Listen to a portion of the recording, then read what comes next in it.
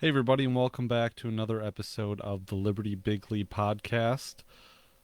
I am Patrick McFarland, your host, as always, coming at you with another episode. Hope that you guys are having a good week. I can't believe that it's Wednesday already, almost Thursday. Although, thank God for that because it's been quite a week already, even.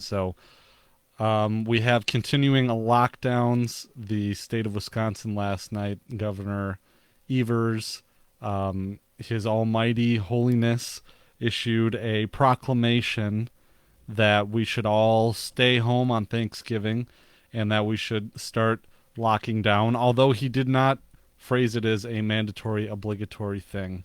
So I was pretty upset about that. I got a episode of the Liberty Weekly podcast dropping tonight with the great Keith Knight, and we kind of discuss COVID in more detail. So I would definitely check that out. That'll be libertyweekly.net/, like 136 or 137.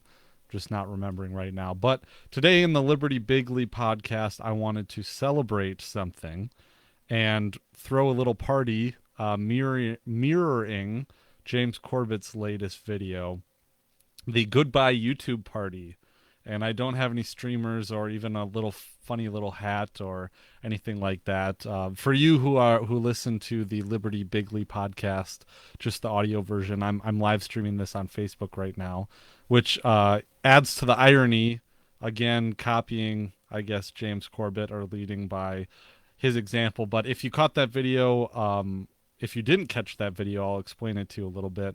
So James Corbett had a bunch of his friends on, other independent journalists that he operates. You know, they're in the same space on the YouTubes, or I guess on internet reporting spaces. But most of them got deplatformed from not just YouTube and Twitter and Facebook, but they were also deplatformed from other more serious outlets like PayPal and Patreon and some of the other some of those other outlets. So that can be pretty demoralizing. However, you know, somehow Corbett has been staying on those platforms, even though Corbett, he left Facebook a while ago. I don't know if he was ever on Facebook, but he left Twitter a long time ago, and I remember being all sad that James Corbett left Twitter because I wanted him to remain there, and I had left Twitter at one point. So I guess what I wanted to talk about in this video was the fact that I'm moving all of my efforts towards alternative social media platforms now. So I've tried out Parler. I'm not a huge fan of Parler. Um, Although some people seem to like it, it seems to be getting a lot more mass acceptance. And I tried Gab, but I never really got Gab. I think I tried it like 2 or 3 years ago. I tried it. I mean, Gab and Parler are both spaces more so for. I don't. I guess I don't like to use the term alt right. However, it's more of a space for conservatives, and it doesn't really seem to be more of like a crypto space for crypto libertarians or anarcho libertarians. So other platforms, like I said, I didn't. I'm still kind of on Parler. I haven't had a lot of success there, but I had this epiphany the other day, and it was the day. I don't know if it was yesterday. It might have been yesterday, but I had this epiphany that I get a lot. I actually get an equal amount of interaction on these alternative platforms as I do on the major platforms like Twitter or Facebook and YouTube. So I wanted to make a little video and do a podcast about this, kind of spreading some awareness about the alternative platforms that exist out there and remark upon it. And part of that is I've tried the other platforms. Mewi is a platform, and when it first came out, I got on it and I embarrassingly called it Mewi for a while, because for some reason I studied German in college, and for some reason, if there's a word that I don't know how to pronounce, or if I think it could be even remotely European, I try to pronounce it the way I think a German would pronounce it. So, anyways, I got on MeWe, and I got on there. I can see already I got on there in March of 2018. trying to look and see how long my profile's been. Yeah, March 2018. So been on there for like, I don't know, almost over 2 years now. And I was on there for a bit. I created a page for the Liberty Weekly podcast, and I just kind of left it alone, and I didn't touch it for quite some time, for over a year. And my biggest hang up with it is that there weren't a whole lot of personalities and people there that made it an interesting space to be in. And that's not to say there aren't interesting people there, but when everyone sees it as kind of like a secondary alternative, they're not really frequenting there like they do on Facebook or Twitter, spending hours there or posting interesting content. It really kind of seems like a novelty or like some kind of a half-ass kind of thing. But when there are tons of people on there who people that are popular on Facebook or big like members of the community on traditional social media platforms, when those people that provide the quality community and entertainment are starting to switch over to Mewi and use Mewi or alternative platforms in general as a primary place to put their content out, that is when the mass adoption will start. I think it's like the thought leaders in a way, the content producers, when they decide to switch and make a different alternative platform the primary platform that they're going to focus their efforts on, I think that's when people follow. There's like a cool a jet set that will follow the content producers, and after that is when everyone else will follow and you'll get mass adoption. And that doesn't really make a lot of sense because, I mean, wouldn't you think that the content producers, they wouldn't migrate to a different platform unless there were viewers there first. They had to be enticed a little bit by the viewers. However, I don't know. I'm on Mewi right now. I'm checking my profile. In fact, I'm not going to just talk about Mewi, so hang in there. But I'm on Mewi now. That's mewi.com, mewe.com /I/Patrick McFarland. I'll put a link in the show notes page for this one. However, let's see. I have 830 friends on Mewi. That is more friends than I have on Facebook. And if I go to the Liberty Weekly podcast group, I have 482 members in that group. So as opposed to, I think I'm live streaming this to the Liberty Weekly Facebook page. And I love you all. And I'm glad a lot of you have been fans of my page for quite some time. However, I don't know if it's with the algorithms or what have you, but not a whole lot of people see my posts when I post on the Liberty Weekly page. And so I'm trying to look now. In the last 28 days, I've had 73 post engagements, 108 people reached. Although I've had 18 new likes in the last month. So I'm still, I have 559 people that like the Liberty Weekly podcast page. And that's after having the page for like 4 years now. So Mewi I've had for 2 years, and seems like I've just had more success being there.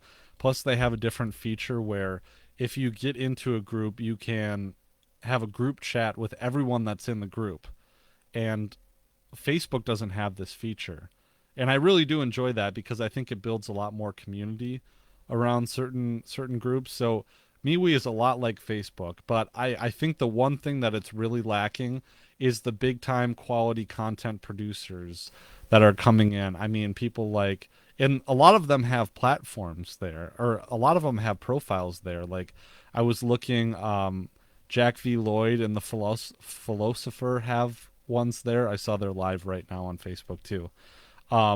Sherry Voluntary's on there. Pete Quinones is on there. I don't know if Dave Smith is on there because part of the problem group just got zucked and they're out of Facebook. They're hidden group. So I don't know if they migrated to Mewi, but I don't see Dave Smith on Mewi. But you know, Tom Woods hasn't come over to Mewi yet. Probably because I see there's a group, Friends of Tom Woods. But anyways, they're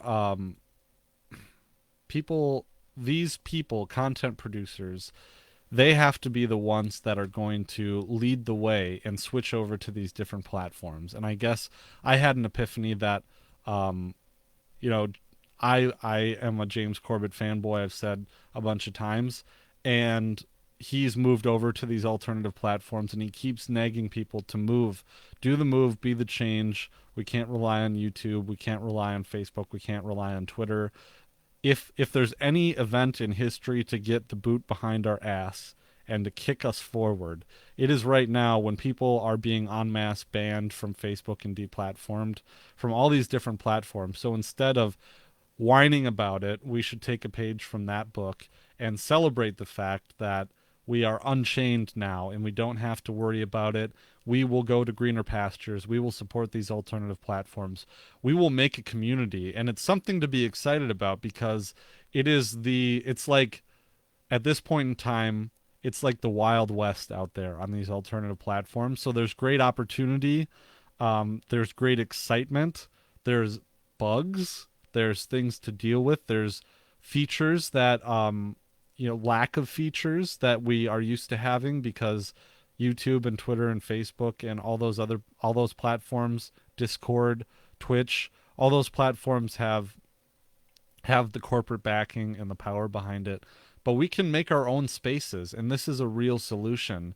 And what I wanted to share is that I remember getting into Mewi 2 years ago, and there were people there, some people checking it out, sticking their nose in it, but they were also tumbleweeds blowing around.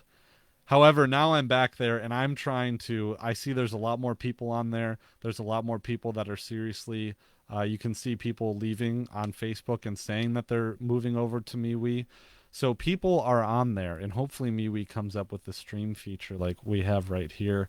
However, you got to be that change. You need to be the change, and you need to go over there and homestead this space. Other platforms that I'm using, I was on Steemit, and actually there's an episode of Liberty Weekly where I talked about this, and I think it was Steemit. Anyways, I'm going to pull that up and put that in the show notes page. But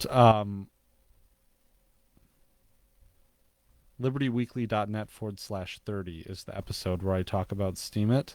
And I've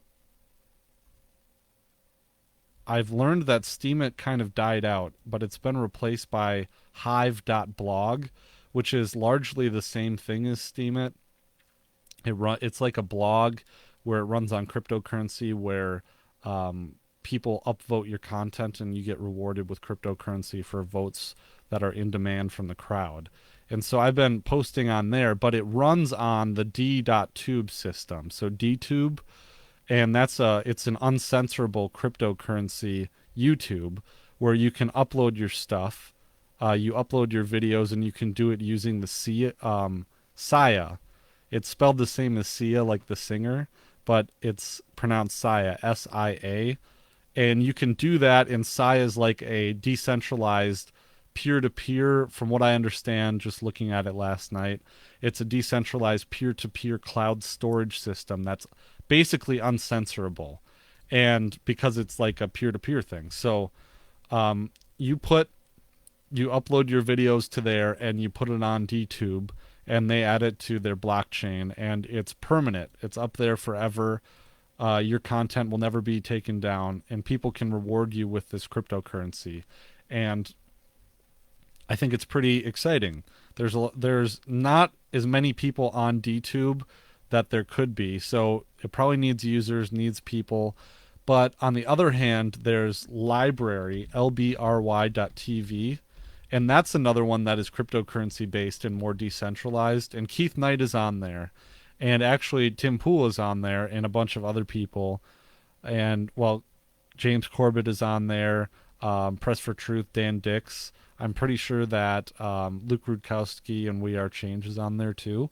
Naomi Brockwell's on there. So there's a bunch of people. And to me, it kind of looks like LBRY is kind of emerging as a stronger competitor to d.tube, and maybe a place that's out there.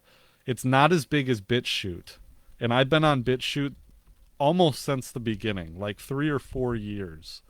So I've really enjoyed bitchute. I've had somewhat limited success on bitchute, However, it's really is growing, and they kind of got in hot water with like some kind of Jewish firm because um, there are a lot of like alt right people on there, and but I mean that's a testament to how committed BitChute is to free expression, that they would allow these people to still be on the platform. And I mean, I don't have as many YouTube subscribers on BitChute, 546, but every video that I put out gets as many, if not more, watches and views than my YouTube videos, and some have more, and some videos have quite a lot. Like I put one out about the death of Facebook. Oh, so libertyweekly.net/61 is the original episode I did on Mewi. And that episode has 1,498 views on BitChute. So I'll put all the links to these in the show notes page. That show notes page should be at anchor.fm/libertybigley, BIGLY, no comma or anything like that. And I would really strongly, strongly urge you guys out there to connect with me on these social media platforms. Send me a message on them if you do. Also, send me a voicemail to the podcast because I've been trying to plug it in every episode of Liberty Bigley that I do, that there's a voicemail feature. And I'd love to hear from you guys about how things are going in your country. I know I have international listeners, but how things are doing in your states. If you would just drop me a message or say anything really, and I'll put it in the episode. And I think that'd be pretty cool. So check out these platforms. It really is exciting. It really is kind of like the Wild West out there. But a big criticism of libertarians is that these social media censorship is a big deal. It is. It's a big deal. And it's something that we need a solution for. And it's something that libertarians don't have great solutions for in the large. And that's been, I guess that's kind of been thrown out there as like, oh, libertarians, you have no solutions to this big issue. And this is kind of, it's a criticism of the right, and I think it's a valid one. But no, we do have these alternatives. It's just that we need some brave people. We need brave people to step forward and to homestead these platforms. And we need people who are producing content that have followings, that are willing to go on these platforms and use it as their primary distribution platform. Because as long as people are primarily, and I'll still be on YouTube and some of these other platforms, but it's not going to be my focus. But as long as the thought leaders of the movement, the content producers, as long as they refuse to go out on a limb and embrace these new platforms, everyone's going to stay on YouTube. And maybe the ship's going to go down for us. The space will be eliminated by censorship, and it will be too late. And maybe we'll rise up in different platforms, but at least we shouldn't put all of our eggs in the one basket, because we know that the ship is going to sink. We know it's a matter of time. So we need to get on these alternative platforms, establish communities there. We need to be pliable too, and if these communities suck, well, the platforms suck rather. We need to make them compete. We need to make them compete for our usership. And that's the only way that they're going to get better, is if we homestead this space, go out in the Wild West, embrace that excitement and the danger, and we can avoid censorship. And besides, so if you're worried about being doxxed, or if you're worried about putting controversial political opinions out there on the major social media platforms, maybe a lot of you aren't worried about that, but normies aren't going to find you if you're on d.tube or they're not going to find you if you're on hive.blog, or if you're on bitchute, or if you're on LBRY.com. Maybe that will come later on. Maybe you're a little worried about, oh, well, how are we going to reach normies if we're just on these crypto platforms that no one is going to listen to?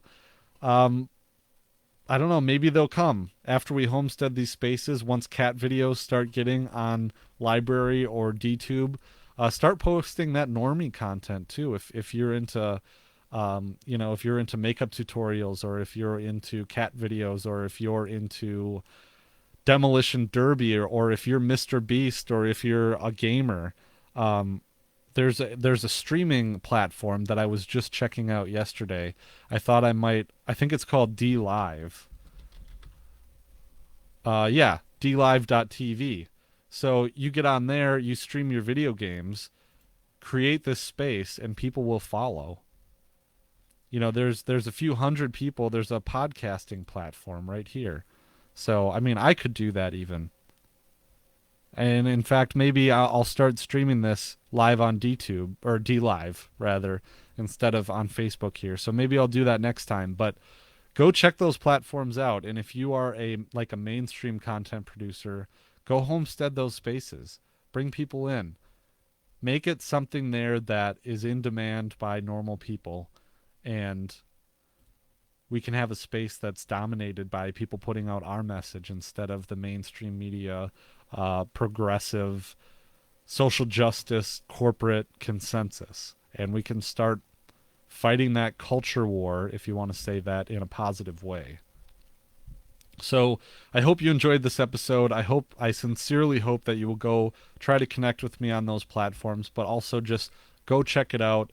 There's mobile apps if that's your hangout. LBRY.tv has a mobile app that is um, comparable to the YouTube app.